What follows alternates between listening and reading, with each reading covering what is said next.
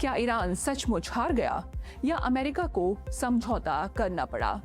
कुछ महीने पहले तक दुनिया को ये बताया जा रहा था कि ईरान पर इतना आर्थिक, सैन्य और कूटनीतिक दबाव बनाया जाएगा कि उसके पास अमेरिकी शर्तें मानने के अलावा और कोई विकल्प नहीं बचेगा। अमेरिकी राष्ट्रपति डोनाल्ड ट्रंप और उसके सहयोगी बार बार ये संदेश दे रहे थे कि ईरान को क्षेत्रीय और वैश्विक स्तर पर अलग थलग कर दिया जाएगा।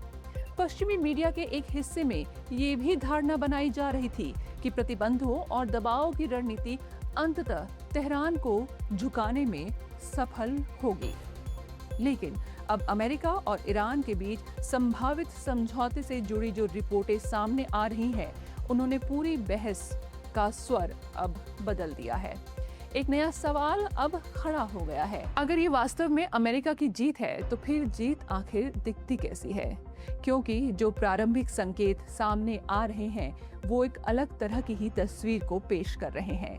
रिपोर्टों के अनुसार संभावित समझौते में ईरानी तेल और पेट्रोकेमिकल निर्यात पर लगे कुछ प्रतिबंधों को हटाने या उनमें राहत देने पर भी विचार किया जा रहा है। ये वही प्रतिबंध थे जिन्हें वर्षों से अमेरिका का सबसे प्रभावी आर्थिक हथियार माना जाता था। वॉशिंगटन की रणनीति का मूल आधार यही था कि ईरान की अर्थव्यवस्था पर इतना दबाव बनाया जाए कि वो अपने परमाणु कार्यक्रम और क्षेत्रीय नीतियों पर समझौता करने को मजबूर हो जाए। लेकिन यदि वही प्रतिबंध अब बातचीत की मेज पर ढीले किए जा रहे हैं तो ये सवाल उठना स्वाभाविक है कि आखिर दबाव में था कौन, ईरान या अमेरिका? मामला यहीं पर खत्म नहीं होता। रिपोर्ट्स में यह भी दावा किया गया है कि लगभग 24 अरब डॉलर की ईरानी संपत्तियों को मुक्त करने पर भी चर्चा चल रही है, या यूं कहें कि एक तरह से सहमति बन चुकी है। ये कोई छोटी धनराशि नहीं है। कई देशों का वार्षिक रक्षा बजट भी इससे कम होता है। वर्षों तक जिन संपत्तियों को आर्थिक दबाव के साधन के रूप में रोका गया था, यदि वही संपत्तियां बातचीत के हिस्से के रूप में वापस दी जाती हैं, तो ये संकेत देता है कि वार्ता केवल एक तरफा बिल्कुल भी नहीं हुई है। दुनिया को वर्षों तक बताया गया कि ईरान का परमाणु कार्यक्रम वैश्विक सुरक्षा के लिए सबसे बड़ा खतरा है। इसी मुद्दे को आधार बनाकर प्रतिबंध लगाए गए। इसी मुद्दे को आधार बनाकर अंतर्राष्ट्रीय दबाव बनाया गया और इसी मुद्दे को आधार बनाकर पश्चिमी एशिया में तनाव बढ़ा। लेकिन अब तक सामने आई रिपोर्ट्स के अनुसार परमाणु कार्यक्रम पर कोई अंतिम समाधान नहीं हुआ है। इसके लिए आगे भी विस्तृत वार्ताओं यानी कि विस्तृत बातचीत की आवश्यकता बताई जा रही है। यानी कि बातचीत अभी खत्म नहीं हुई है, बातचीत आगे अभी और भी होगी। कुछ रिपोर्ट्स ये भी संकेत देते हैं कि ईरान का मिसाइल कार्यक्रम भी अब पूरी तरह से अंतिम समझौते का हिस्सा बिल्कुल भी नहीं बना है।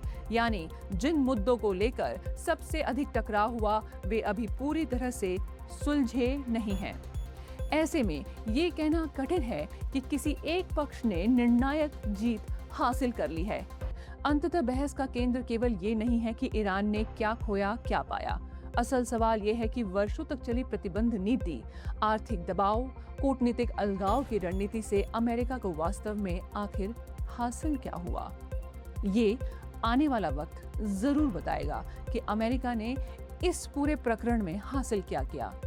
अभी काफी सारी चीजें पर्दे के पीछे छिपी हुई हैं, लेकिन जैसे जैसे समय बीतेगा वैसे वैसे खुलकर सामने आएगा कि आखिर अमेरिका ने जो इतना बड़ा कदम उठाया, मिडिल ईस्ट में जिस तरह से तनाव क्रिएट किया, उसका असर अमेरिका पर क्या हुआ, ये आने वाले वक्त में जरूर देखने को मिलेगा।